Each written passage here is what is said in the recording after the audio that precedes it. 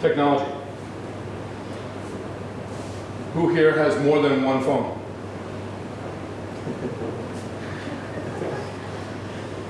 Right? So it's almost indispensable in today's economy. And most people, even business people, myself, I use it for a lot more than just business, right? There's social media, there's keeping in touch with family, there's just playing games where you're bored at the airport, right? But I can do 95% of my job today from this, anywhere, anytime in the world. It costs me a lot of money, right? Because this is a US phone with a US number, I don't have local SIM card. So if I turn it on, take it out of airplane mode, I'm paying a lot of money for data roaming.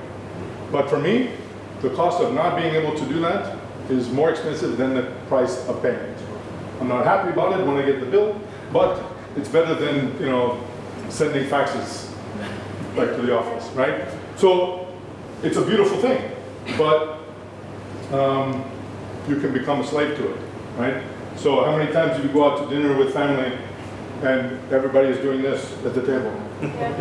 So we go to lunch in the office, right? 15 people in the office, we go out to lunch.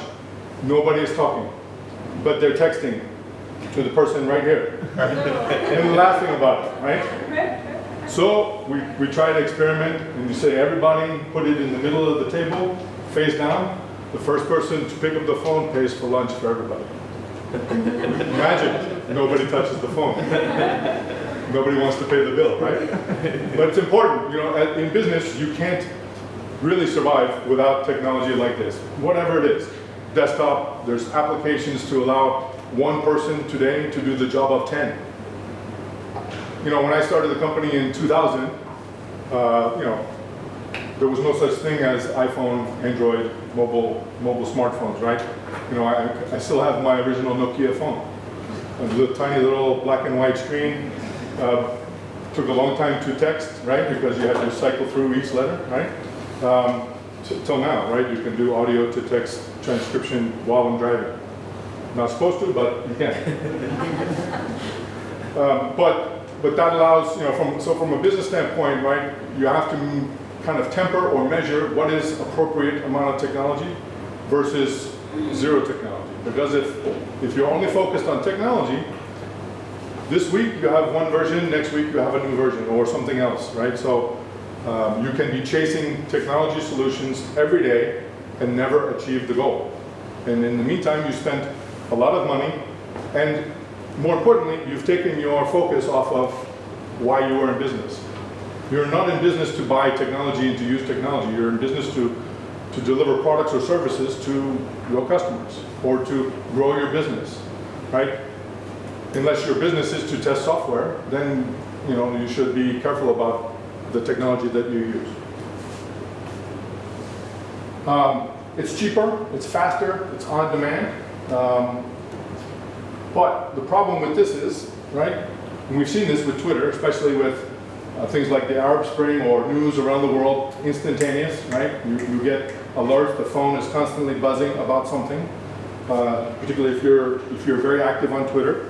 But the problem with that is, because there's so much information coming in, and in a business context, this happens, we have to be careful of it, that when you learn about something, what you want to do is you want to act on it immediately because you think somebody else is going to.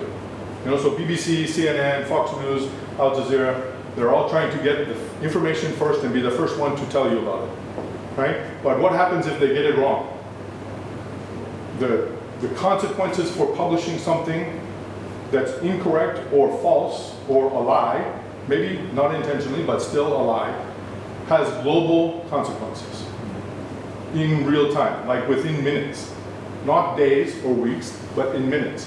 So in a business, the same can be true. And you can kill the business, put the business out of business, if you, as a CEO or as a managing director or somebody with that kind of responsibility, remember the first topic was accountability and empowerment. If you're empowered to do something and you take information that's available to you somehow, social media, from the internet or whatever, and you use that without getting multiple sources, independent, and checking your facts, you could make some serious mistakes in the business And then you're going to have to face the CEO or the board of directors. If you're the CEO and you make a bad decision, you're going to have to answer some questions to the chairman of the board. And imagine the question being asked to you, why did you make that decision? I saw it on Twitter. You're not going to have a job by the end of the day. Yeah. Right? That's a, you know, we say in the US, that's the short route to the unemployment line. Right? You better update your resume. And then imagine trying to go for another interview. Why did you get fired from your last job? What are you going to say? Right? Who wants to hire somebody that is relying on that for very important decision making? So my point is, in business, the volume of information has never been greater. The speed at which you can consume the data has never been greater. The ways in which you can consume it, from your iPhone, from the TV, from the radio, from anything else, through multiple ways, has never been greater. This is a great thing, but it's also a double-edged sword and can come back to bite you and kill the business. One last thing on this, user fatigue. And what I mean by that is mentally, right? It's hard to disconnect from everything going on. I saw a report even earlier this week that the blue light, you know, from iPhones and smartphones has a physiological effect on your brain. If you use your phone late in the afternoon or in the evening, it's telling your brain not to go to sleep because of the stimulus to your brain. So it actually has a physical or physiological impact on the chemicals in your body that prevent you from getting a good night's sleep. So the more you use it late at night, the harder it is to get, you may go to sleep, but getting a good night's sleep is now being impacted by using that. So the fatigue mentally, and then of course physiologically, right? If you're doing this all day long, right? This is going to start developing problems. Your hands are going to develop problems. And in the United States, we have cases where people now go to the doctor for pains in their fingers, pains in their neck, they have headaches, migraine headaches.